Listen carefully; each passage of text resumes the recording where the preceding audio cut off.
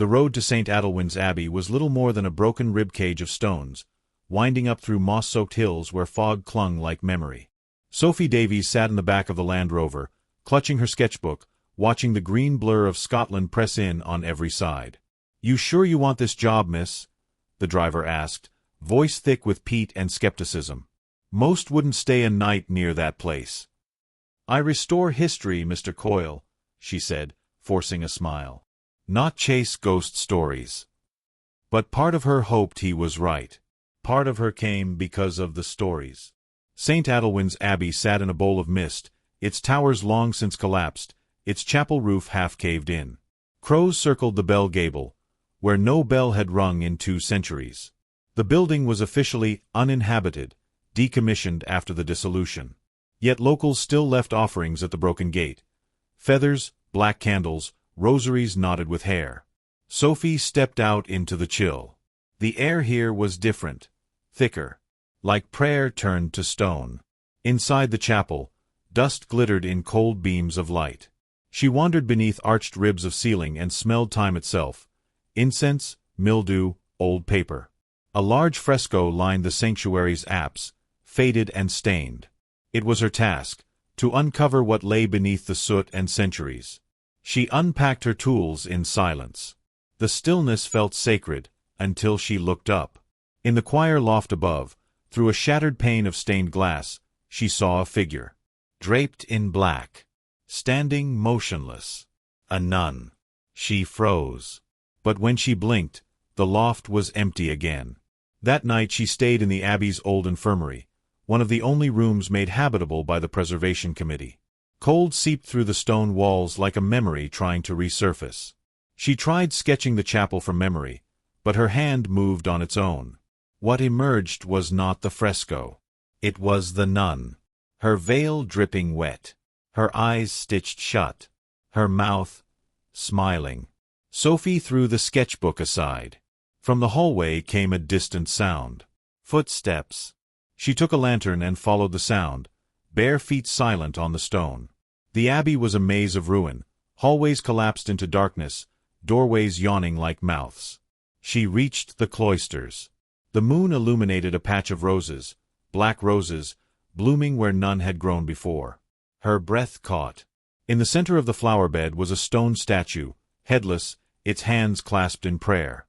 And carved into the pedestal, Soror Cecilia. 1241. The name was familiar. It had been etched in the margin of one of the old repair orders. "Do not clean the blood from Cecilia's stone. Let it be." The next morning, she returned to the fresco. She cleaned gently, slowly revealing reds and golds, blues and silvers. Angels with broken wings, saints with downcast eyes. But in the center, where Christ should have been, was a nun, painted in agonizing detail. Her face pale, mouth open in song, or a scream. And in her hands, her own severed head, still wearing the veil. Beneath her feet, roses bloomed red, dripping with something too dark to be paint. Sophie stepped back, her chest tight. The inscription below was written in Latin, its lettering tiny. "She who saw too much and sang too loudly." Then, faintly, from the loft above, "Sister." The temperature dropped. The air felt like breath on her neck. She turned, but saw no one, except a mirror fragment, half buried behind a column. It had been part of a confessional screen. The glass was cracked. In its reflection, the chapel stood as it once had, intact, golden, alive. And in the reflection, the nun still stood in the choir loft, watching her. That night, Sophie dreamed of thorns. Vines growing through the walls of the abbey, wrapping her limbs, her mouth. The nun stood at the foot of her bed, whispering in a language made of bells. She woke with her fingers bleeding.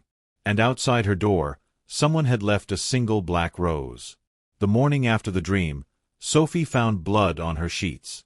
Not much, just droplets from her fingertips. She remembered sleepwalking, perhaps, or perhaps something else.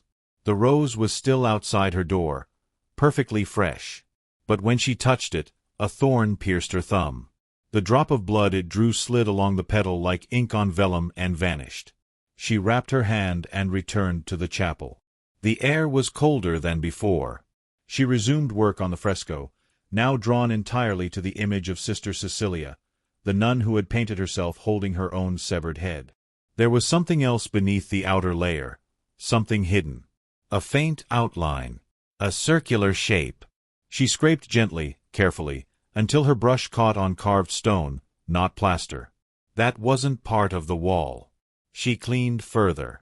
The fresco concealed a seam, and behind it, a door. Not wooden, stone, with no handle. But at its center was an indentation the size of a rose. She remembered the black rose from her door. It now lay wilted on her nightstand. That night, she brought the rose to the chapel, just to see. It fit perfectly into the stone. A faint click echoed beneath her feet. The floor trembled. The altar shifted. And from behind the carved stone door, a breeze exhaled, a breath that hadn't touched air in centuries. The hidden passage yawned open. She lit a lantern and stepped inside. A spiral stairwell wound downward, carved from raw stone and damp with ancient condensation. The air smelled of rust and lilies. Moss coated the walls. As she descended, she saw faint shapes scratched into the stone, eyes, thorns, weeping mouths. At the bottom, a long corridor stretched forward, lined with rows of kneeling statues. No, not statues. Mummified nuns. Their hands bound in rosaries made of bone. Their mouths sewn shut with silver thread. Each bore a brand over their heart, a crowned rose with 13 thorns. In the final chamber, Sophie found a massive basin carved from black stone. It resembled a baptismal font, but was cracked and dry, and filled not with water, but with ashes. Etched around the rim were the words, "Let the holy bleed. Let the silence bloom."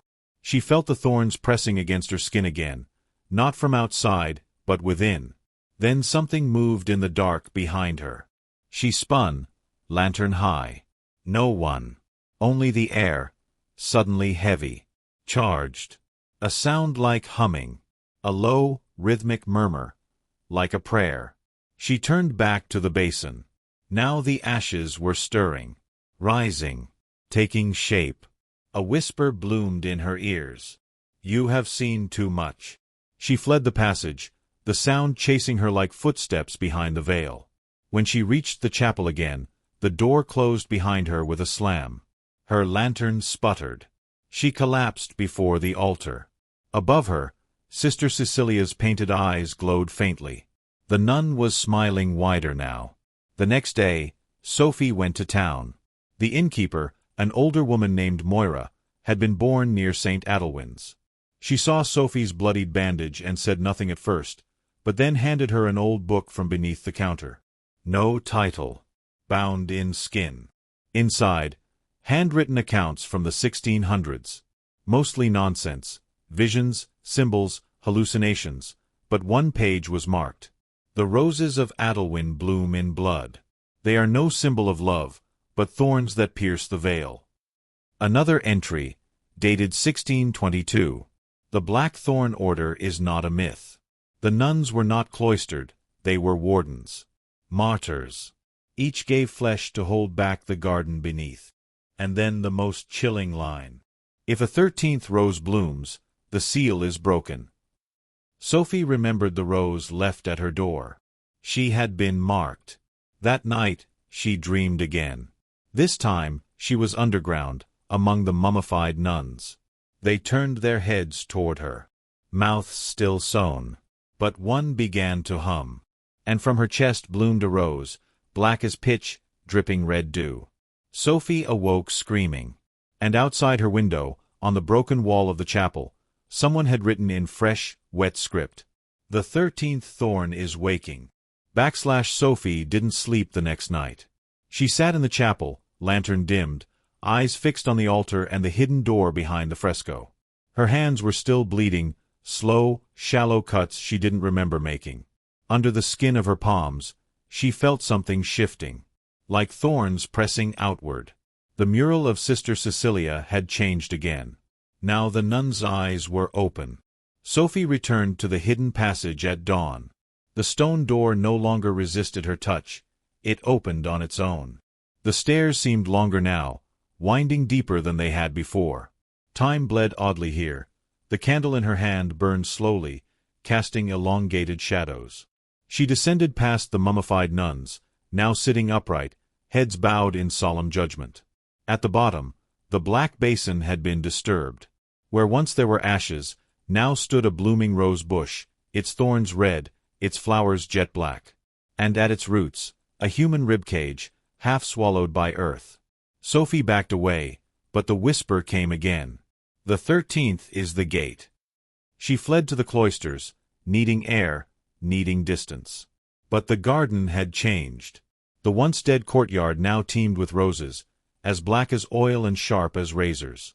They grew along the walls, through the cracked flagstones, twining around statues like serpents. And in their center, something new. A well. She approached it slowly. The stones were ancient, slick with lichen. Inside, darkness waited, too deep to see the bottom. She dropped a pebble. No sound returned. But in her mind, something responded. A voice, quiet, from beneath the world. Water remembers blood. Moira found her at dusk, standing motionless in the garden. The older woman grabbed Sophie by the arm and dragged her back to the chapel. "You went below," Moira said. It wasn't a question. Sophie could only nod. Moira locked the chapel door behind them and lit every candle she could find.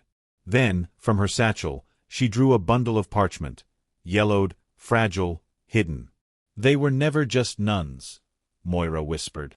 "They were the Thorns, 13 chosen to bleed and bloom in place of the world." She opened a drawing, a circle of women, each pierced through the heart with a single rose stem. In the center, an empty space. The 13th was never planted. She had to be grown. Moira reached into her bag and drew out a tiny reliquary, a thorn pressed into waxed cloth. It looked ancient. It pulsed faintly in the candlelight. This was taken from the heart of the first thorn. Saint Cecilia herself. Her sacrifice sealed the gate.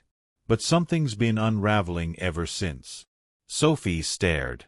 "And now?" "You've been chosen. Not by us. By it." Sophie wanted to scream, to deny it, to run. But the blood in her hands, the way the roses bent toward her when she passed, she already knew. That night, Sophie returned to the well. She carried the reliquary in one hand, and in the other, her sketchbook. She dropped it into the dark. There was no splash, only silence. Then, from the blackness, a breath, and a sound, faint, ancient. Children laughing. No, not children.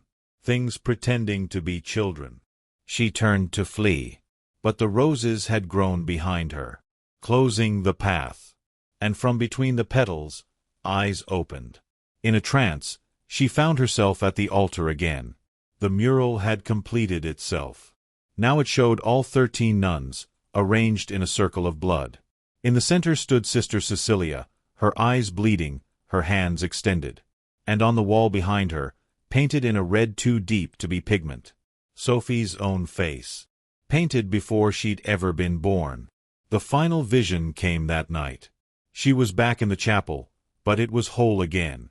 The roof intact, candles blazing, voices rising in Latin psalmody. The thorns surrounded her. 13 veiled nuns, faces hidden, hands clasped. They parted, and Cecilia stepped forward. Her veil lifted. Her face was Sophie's. "We are grown," she said. "You are the bloom, the gate, the sacrifice." Sophie woke on the floor of the chapel, bleeding from her wrists, not wounds, but slits, like roots breaking through. The roses had entered her. She stumbled to the altar, gasping, and as she fell to her knees, a new rose bloomed behind her, the 13th. And far below, under stone and prayer, the garden woke. The abbey was silent, too silent. Sophie knelt before the altar, palms pressed to the cold stone. The 13th rose had bloomed behind her, black and glistening, its petals sharp as razors. Her wrists ached where the thorny wounds pulsed. Blood welled up slowly, dripping onto the altar. She dipped her fingers into the basin, once dry, now filled with holy water tinged with crimson. The air thickened, the walls breathing with the weight of centuries. Outside, the mist twisted and churned like living smoke. A voice whispered from the shadows, soft, coaxing. "The gate is open." The chapel doors swung wide, revealing the garden in full bloom. Black roses carpeted the courtyard, their thorns glistening wet. The well at the center gurgled, as if something stirred deep beneath. Sophie rose, every step heavy with purpose. She moved to the garden's edge, where the well's darkness beckoned. Her reflection shimmered in the water's surface. But it was not her own face. It was Sister Cecilia's, eyes hollow, lips curled in a sorrowful smile. The water rippled. From its depths, a hand emerged, pale, slender, and thorn-pierced. Sophie reached out instinctively. The hand grasped hers. The chill of the grave seeped into her bones. A voice rose in the garden. The other nuns, 13 in number, now appeared, translucent, wreathed in black petals. They chanted in a language older than stone. The ground trembled. The roses bent toward Sophie, wrapping her in thorns. She felt their song inside her veins, ancient, terrible, but beautiful. "You are the bloom," Cecilia said softly, "the sacrifice and the seed, to hold the garden, or to let it grow." Sophie closed her eyes. She could feel the gate tearing open beneath the abbey. The choir of thorns was waiting. If she sealed the gate, she would be lost to memory, another lost nun, another forgotten thorn. If she let it grow, the world would change forever. Her fingers tightened on the reliquary, the thorn of the first thorn. Blood mixed with water, holy and cursed. With a final breath, Sophie let the rose's thorns pierce her palms. She sank to her knees. The garden screamed. Light shattered the mist. The chapel crumbled. And for a moment, all was still. When dawn broke, St. Adelwyn's abbey was no more than a ruin swallowed by black roses. The village below whispered of the bloom that came with blood. And far beneath the earth, a new thorn sprouted, a promise and a curse.